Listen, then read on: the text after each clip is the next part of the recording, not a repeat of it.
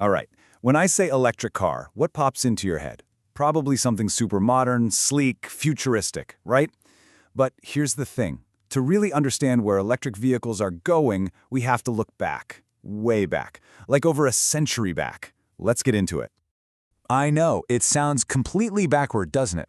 We've been trained to see EVs as this brand new 21st century invention. But the truth is, they were the original luxury vehicles, quietly and elegantly gliding down city streets when the first gasoline cars were still just these loud, dirty, and frankly, complicated novelties. So let's rewind the clock.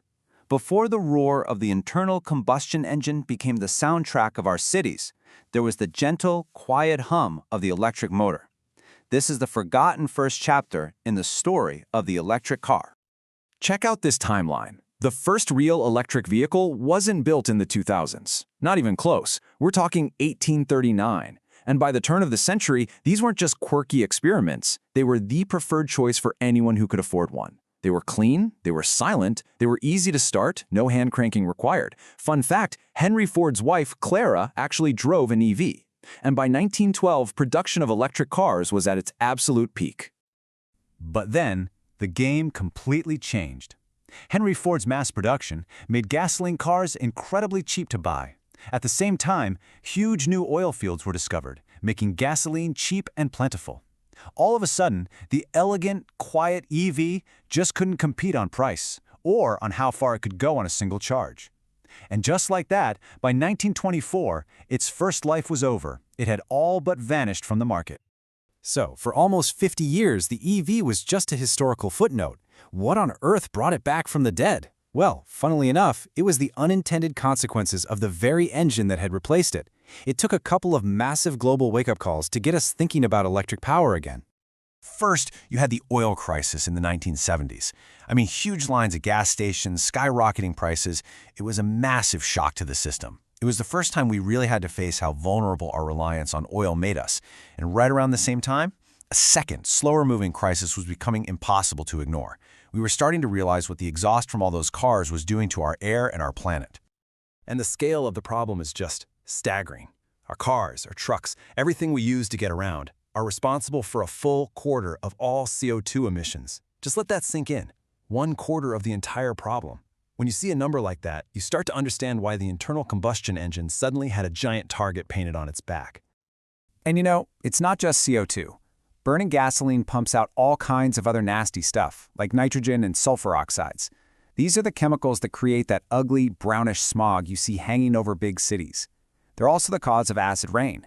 The case for finding a cleaner alternative was becoming overwhelming. So, that brings us to today, and the great electric comeback. But here's the key thing to understand. It's not a simple on or off switch. It's not just gas cars on one side and electric on the other. Today, we have a whole spectrum of electrified vehicles. So let's break it down, starting with the two bookends we all know. On one side, you have your regular gas-powered car, 100% internal combustion engine. Simple. On the total opposite side, you have the pure battery electric vehicle, or BEV. No gas tank, no tailpipe, just a big battery that you plug in. But the real action, and where most of the innovation has happened over the last 20 years, is in all the steps in between.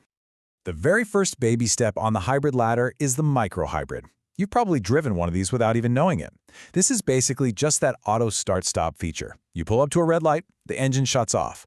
The light turns green, you take your foot off the brake, and a small electric motor instantly fires it back up. It's a tiny change, but it can boost your fuel efficiency by a good 5 to 10%. Okay, taking it up a notch, we have the mild hybrid. Now, the electric motor has a slightly bigger job. It's still not powerful enough to move the car by itself, but what it can do is give the gas engine a little boost when you accelerate.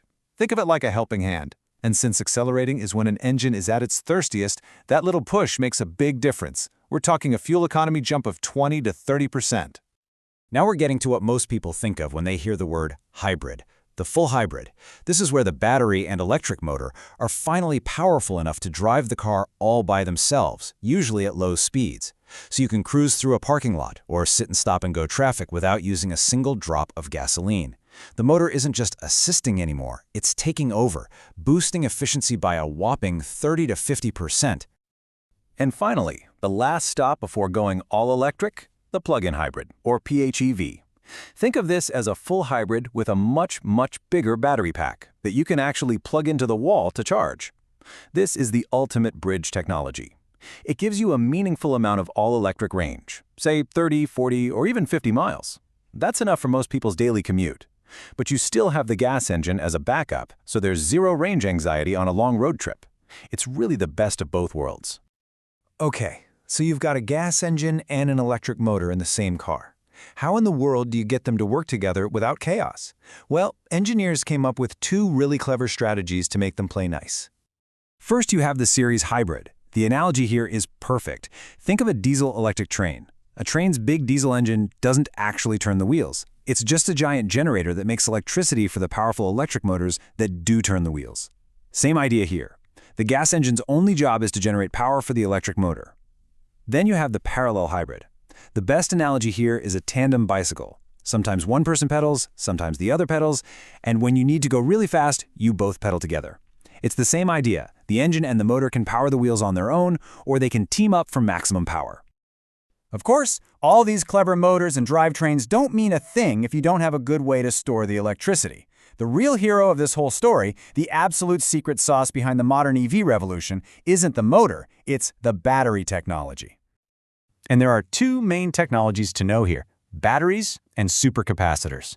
The easiest way to think about it is a marathon runner versus a sprinter. A battery is the marathon runner. It's all about energy. It stores a lot of it and can release it steadily over a long time. That's what gives you driving range. A supercapacitor is the sprinter. It's all about power. It can't hold much energy, but it can charge and discharge almost instantly. It's perfect for capturing that burst of energy from braking or delivering a quick jolt for acceleration. This table right here basically tells the entire story of why modern EVs are finally a reality. Just look at that top row, specific energy. Think of that as driving range. The old lead-acid batteries, 30 to 40. Then nickel metal hydride got us up to 80. But then boom, lithium-ion at up to 200. That is a 5-fold leap. That jump is the difference between a glorified golf cart and a car you can actually take on a family vacation. Then look at cycle durability, how many times you can charge it. Again, lithium-ion is in a completely different league. That's why they last for so many years. And believe me, making all this work is not simple.